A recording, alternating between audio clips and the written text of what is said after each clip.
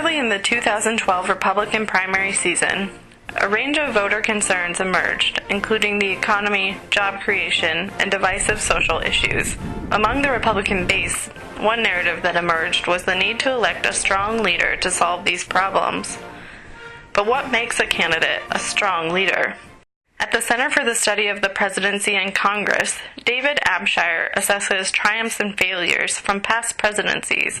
And we also look at how great presidents pivot and go see an opening that they can take advantage of. That's transformational leadership.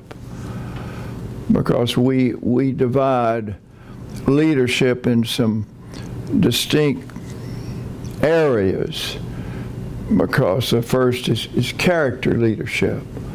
That's the bedrock. Jimmy Carter had great character leadership. Nobody questioned his character. Strategic leadership. Richard Nixon, along with Henry Kissinger, they inherited 500,000 men in Vietnam and getting out, trying to get out of the war successfully. But then Nixon had no character leadership, lied over Watergate, and was run out of office. So the lesson of that, you like character leadership, you like strategic leadership. But the third form of leadership is organizational leadership. Eisenhower had both character leadership, strategic leadership, and organizational leadership. But each of these forms is somewhat different, and sometimes a person has one of those characteristics, but not all. The Washington Post series on leadership analyzed the leadership traits of the 6 GOP candidates that competed in the New Hampshire primary. The series said that Ron Paul is consistent, authentic, and makes voters feel like he trusts them. Rick Santorum is resilient, disciplined, consistent, and has a conviction-driven approach. Newt Gingrich is intelligent, especially his understanding of complex issues and the country's place in history. Rick Perry is charismatic, confident, and enthusiastic. Jon Huntsman is an independent thinker, has a diplomatic temperament, and moderate values. Mitt Romney is pragmatic, flexible, and has a fact-driven style. During the New Hampshire primary in January, voters reflected on the leadership qualities that they most value. Someone that's stuck with their convictions for years on end, who's had a reliable track record and knows what they're doing.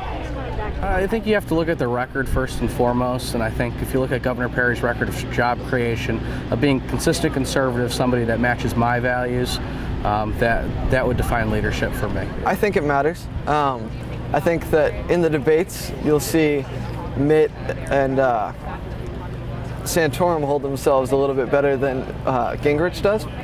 And ultimately that does impact how I look at the candidates. Behind the leadership skills have to go integrity and character and management skills. The leadership alone, it really embraces all of those features in a manner that then collates people all together.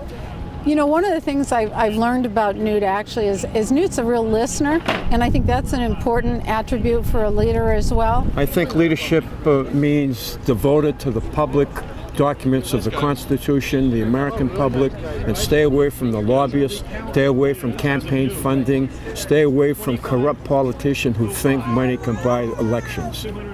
As Romney emerges as the likely GOP frontrunner, character leadership is gaining attention as a factor that may influence votes in November. In a recent Washington Post ABC News poll, 51% of respondents declared that if Romney wins the Republican nomination, they will vote for Obama, with Romney receiving only 43%. David Abshire zeroed in on a less tangible element of Obama's leadership style and popularity. His leadership style begins with something I admire, and it's got to do with character leadership. He's very cool. Lincoln was cool. Ultimately, the results of the 2012 general election could suggest that character may truly be the bedrock of presidential leadership.